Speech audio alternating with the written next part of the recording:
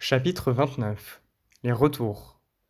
La guerre n'est pas axée sur les utilisateurs, mais sur le piège de l'industrie pornographique, et elle est menée pour la simple et bonne raison que j'y prends du plaisir. Chaque fois que j'entends parler d'un utilisateur ayant pu s'échapper de la prison, j'éprouve un sentiment d'immense plaisir. Mais ce plaisir n'a pas été sans une frustration considérable, principalement causée par deux catégories d'utilisateurs de porno. Malgré l'avertissement du chapitre précédent, je suis continuellement surpris par le nombre de ceux qui trouvent qu'il est facile d'arrêter, mais qui retombent ensuite dans le panneau et constatent qu'ils n'y arrivent pas la fois suivante. C'est comme trouver quelqu'un dans un marécage jusqu'au cou, sur le point de couler. Vous l'aidez à s'en sortir, il vous en est reconnaissant. Mais 6 mois plus tard, il replonge directement dans ce marécage. Les utilisateurs qui trouvent qu'il est facile d'arrêter et de recommencer posent un problème particulier. Mais lorsque vous vous libérez, s'il vous plaît, ne faites pas la même erreur. Ils pensent que ces personnes recommencent parce qu'elles sont toujours dépendantes et que la dopamine leur manque. En fait, ils trouvent l'arrêt si facile qu'ils perdent leur peur du porno. Ils se disent alors: je peux faire une séance, comme ça, même si je redeviens accro, il me sera facile d'arrêter. J'ai bien peur que ça ne marche pas comme ça. Il est facile d'arrêter le porno, mais impossible de contrôler son addiction. La seule chose essentielle pour arrêter le porno est de ne pas l'utiliser. L'autre catégorie d'utilisateurs frustrés est celle des personnes trop effrayées pour tenter d'arrêter, ou qui, lorsqu'elles le font, trouvent que c'est un grand combat. Les principales difficultés semblent être les suivantes. La peur de l'échec. Il n'y a pas de honte à échouer, mais ne pas essayer est tout simplement stupide.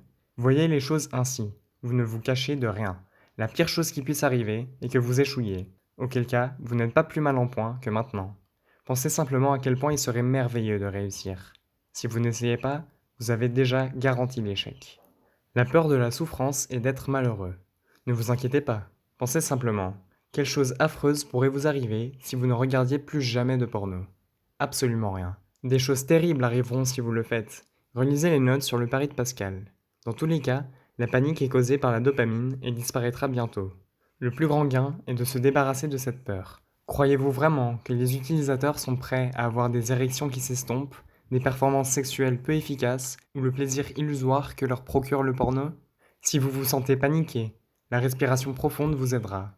Si vous êtes avec d'autres personnes et qu'elles vous dépriment, fuyez-les et allez au garage, dans un bureau vide ou ailleurs. Si vous vous sentez sur le point de pleurer, n'ayez pas honte. Pleurer est un moyen naturel d'évacuer les tensions. Personne n'a jamais pleuré sans se sentir mieux après. L'une des choses horribles que nous faisons aux jeunes hommes est de les conditionner à ne pas pleurer. Vous pouvez les voir essayer de retenir leurs larmes, mais regardez leurs mâchoires se contracter. Nous nous apprenons à ne pas montrer nos émotions, mais nous ne sommes pas censés les refouler en nous. Crier, hurler ou piquer une colère, frapper quelque chose. Considérez votre lutte comme un match de boxe que vous ne pouvez pas perdre. Personne ne peut arrêter le temps. Chaque instant qui passe voit mourir le petit monstre qui est en vous. Appréciez votre victoire inévitable. Ne pas suivre les instructions. Aussi improbable que cela puisse paraître, certains utilisateurs affirment que la méthode n'a pas fonctionné pour eux. Ils décrivent alors comment ils ont ignoré non seulement une instruction, mais pratiquement la totalité de celle-ci. Pour plus de clarté, les instructions sont résumées sous forme d'une liste de contrôle à la fin de ce chapitre. Mauvaise compréhension des instructions. Les principaux problèmes peuvent être les suivants. Je ne peux pas m'empêcher de penser au porno. Bien sûr, si vous ne pouvez pas et si vous essayez, vous créerez une phobie, devenant ainsi malheureux. C'est comme essayer de s'endormir le soir. Plus vous essayez, plus cela devient difficile. Peu importe que tu penses que c'est important. Si vous pensez «Oh, j'adore regarder du porno», ou bien «Quand serai-je libre?», vous serez malheureux. Si vous pensez plutôt «Yes, je suis libre», vous serez heureux. Quand le petit monstre du porno va-t-il mourir? La bouffée de dopamine quitte votre corps très rapidement, mais il est impossible de dire quand votre corps cessera de souffrir de la légère sensation physique de manque de dopamine. Ce sentiment de vide et d'insécurité est identique à la faim, à la dépression ou au stress. Tout ce que fait le porno, c'est d'en augmenter le niveau. C'est pourquoi les utilisateurs qui cessent d'utiliser la méthode de la volonté ne sont jamais tout à fait sûrs de s'en être débarrassés. Même après que leur corps a cessé de souffrir du manque de la dopamine, s'ils souffrent d'une faim ou d'un stress normal, leur cerveau leur dit encore qu'il s'agit d'une raison valable pour réclamer leur cession de droit. L'idée est que vous n'avez pas besoin d'attendre que l'envie de fumer ne disparaisse, elle est si légère que nous ne nous en rendons même pas compte. Nous la connaissons seulement comme une sensation de désir. Quand vous sortez de chez le dentiste, attendez-vous que votre mâchoire cesse de vous faire mal? Bien sûr que non. Vous continuez à vivre. Même si votre mâchoire est toujours douloureuse, vous êtes satisfait. N'attendez pas que les retraits partent, car vous créerez le doute en vous-même en demandant constamment: combien de temps cela va-t-il prendre? Suis-je même libre si je ne me sens pas différent? La peur est la piqûre réelle, donc attendre que la vie s'améliore après avoir arrêté de fumer créera le doute. Le sevrage est imperceptible sauf si vous le craignez, et les améliorations exponentielles de la neurologie sont lentes. Donc si vous attendez de vous sentir différent, vous aurez l'impression que rien ne se passe, ce qui créera le doute. Le moment de la révélation n'est pas encore arrivé. Si vous l'attendez, vous ne faites que provoquer une autre phobie. Une fois, je me suis arrêté pendant 3 semaines sur la méthode de la volonté. En discutant avec un vieil ami, il m'a demandé comment je m'en sortais. J'ai survécu à 3 semaines, ai-je répondu. Il m'a demandé: comment ça tu as survécu à 3 semaines? J'ai précisé: j'ai passé 3 semaines sans porno.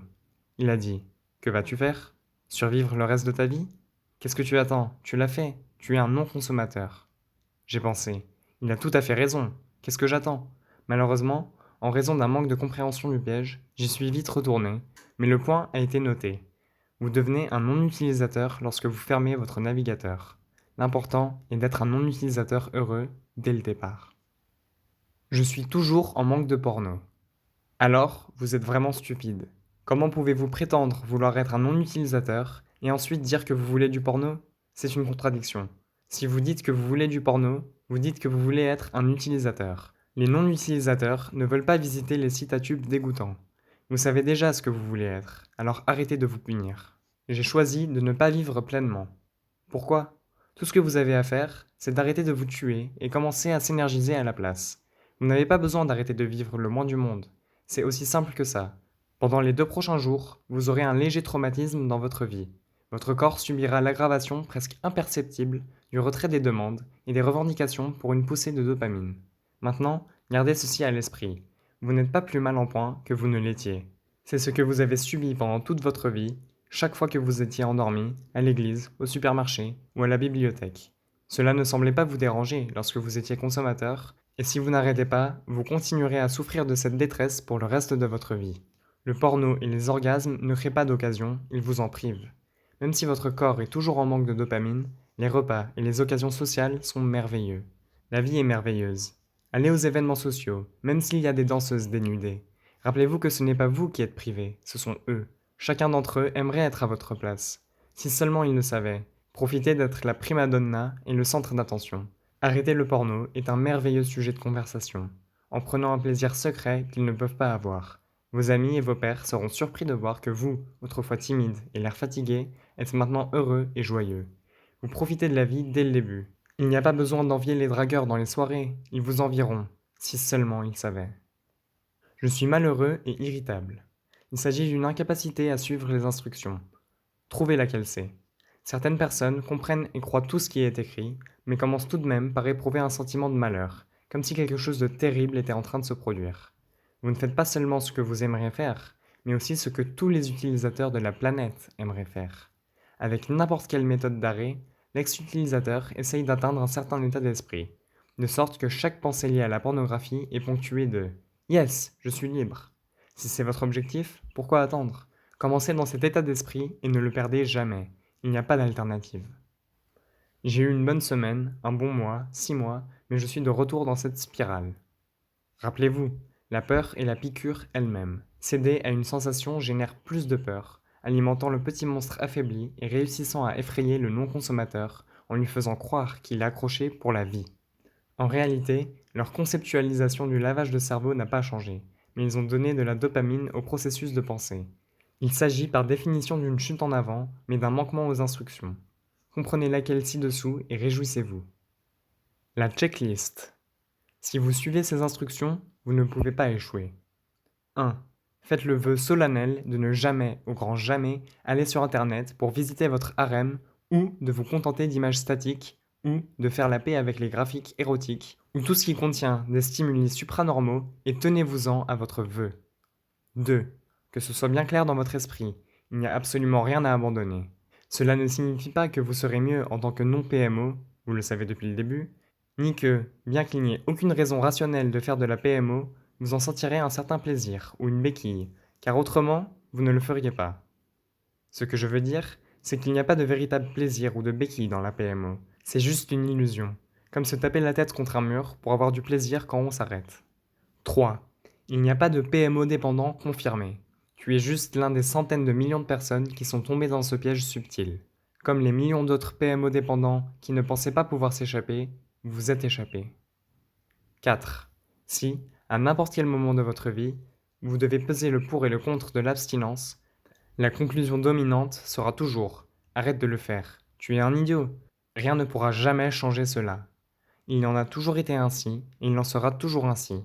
Après avoir pris ce que vous savez être la bonne décision, ne vous torturez plus jamais en doutant.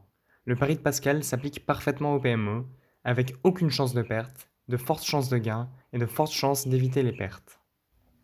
5. N'essayez pas de ne pas penser au porno, ou de vous inquiéter du fait que vous y pensez constamment. Chaque fois que vous y pensez, que ce soit aujourd'hui, demain ou pour le reste de votre vie, pensez: Yes, je ne suis plus dans la PMO. 6. N'utilisez aucune forme de substitut. Ne vous mettez pas au défi de garder votre ordinateur portable à côté de vous pendant que vous dormez. N'évitez pas les pièces de théâtre, les films ou les magazines.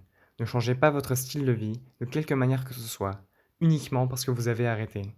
Si vous suivez les instructions ci-dessus, vous connaîtrez bientôt le moment de la révélation. 7. N'attendez pas que le moment de la révélation arrive. Continuez simplement votre vie, en profitant des hauts et en faisant face aux bas. Vous verrez qu'en un rien de temps, le moment arrivera.